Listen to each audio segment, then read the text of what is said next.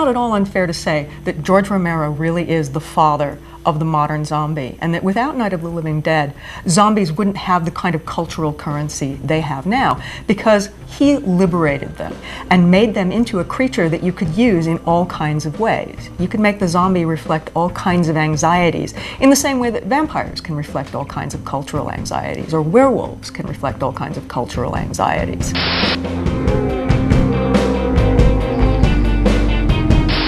The zombies I grew up on were the zombies from White Zombie, I Walked with a Zombie. They were those, you know, bug-eyed cats in the Caribbean, you know, who were doing the dirty work for Lugosi, who owned the castle. You know, they were picking his cotton or something, and every once in a while you could get them to knock somebody off.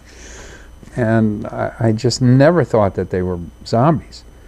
And people say to me now, well, you invented the new zombie. And I said, well, I never called them zombies. I didn't mean to invent a new zombie. I love the old zombies.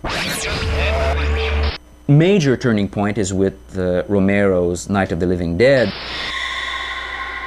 in the late 1960s, where all of a sudden we no longer have this zombie being controlled by another force, but rather the zombie without any other direction than these basic instincts that remain, the need to eat, as a matter of fact, to consume. Well, when we made Night of the Living Dead, we had no money. First of all, there were 10 of us, and we called ourselves Image 10, a pretentious name. And we each kicked in $600, and that $6 grand allowed us to rent the farmhouse and start shooting.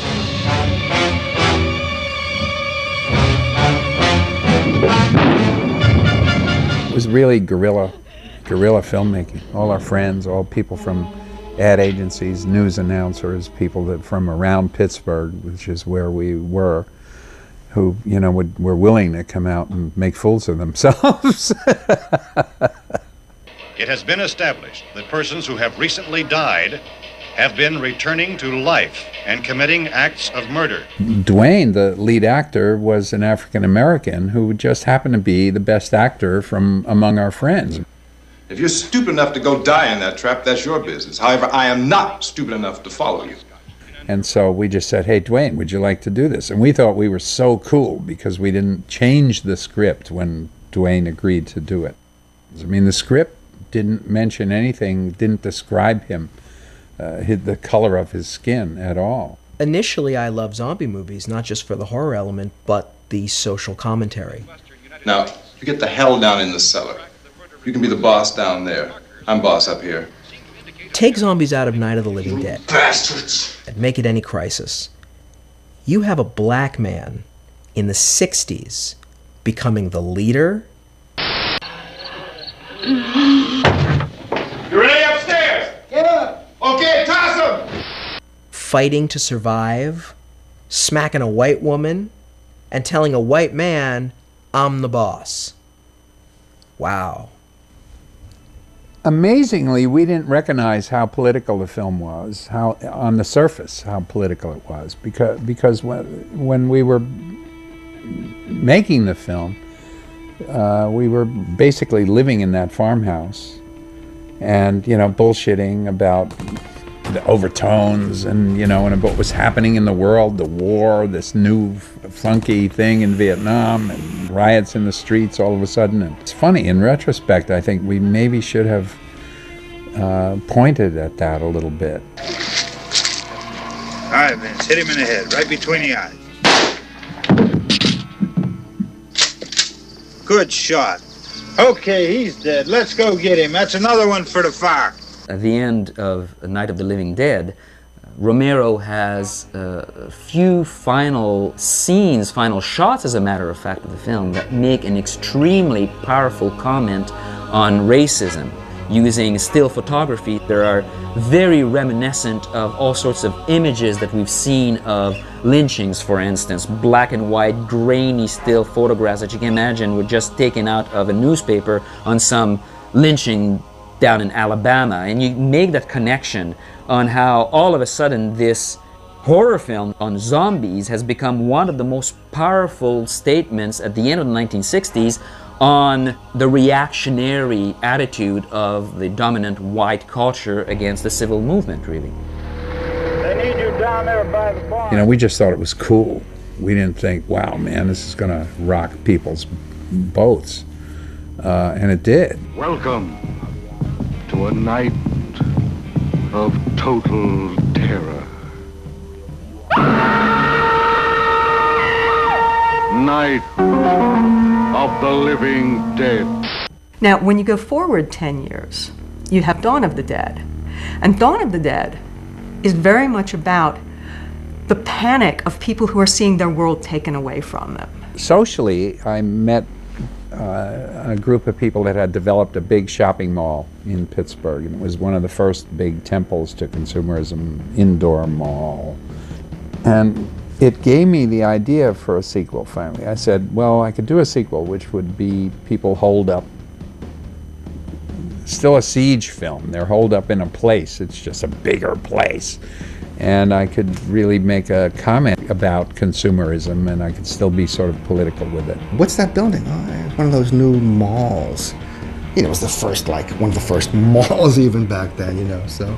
George, you know, he made the people walking around the mall as zombies, caricatures of you go to any mall today, there are zombies walking around shopping malls today, you know, hypnotized by the music or the whatever, you know, and that's why he had zombies dragging toasters or, you know, carrying stuff, you know.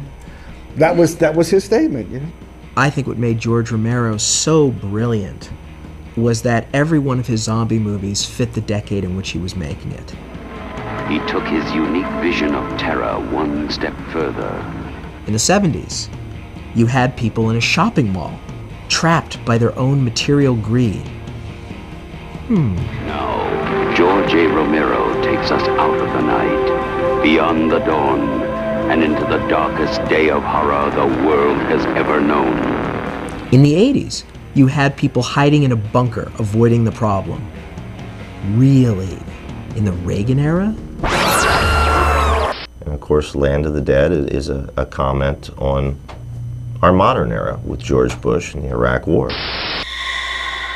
I think that, you know, every creative person, regardless of being a filmmaker or an author or, you know, an illustrator, I think we draw from real life experiences. Land of the Dead is really a movie about a society in retrenchment. Humanity has not found a solution for the zombie plague.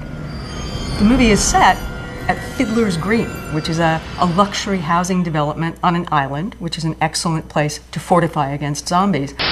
Bordered on three sides by mighty rivers, Fiddler's Green offers luxury living in the grand old style. Dine at one of 6 fine restaurants. And it's about what happens basically when all the rich cut and run. They're the ones who have the money, who have the power, the influence, the connections to get themselves out of the sea of horror that most of the world is drowning in.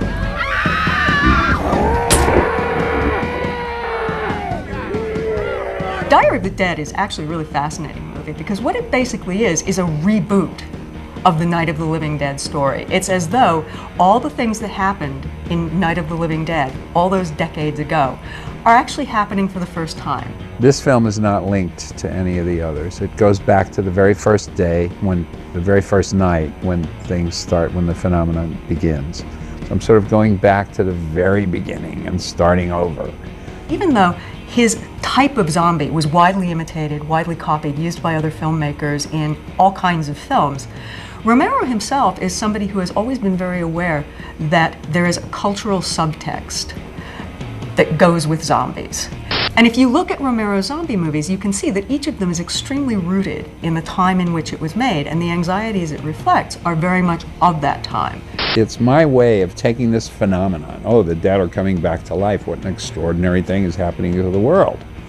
But I've used that as not in and of itself as a metaphor, but as a way to show how the world reacts to extraordinary change. That's why I think that Romero should be commended, not just for what he did with zombies, but the man really was and still is one of the few directors that tries to get people to think. I mean, there's just so many eyeballs that can blow out of your head and just so much entrails that can fall on the floor before you want to use your brain and actually think. How to survive a zombie attack.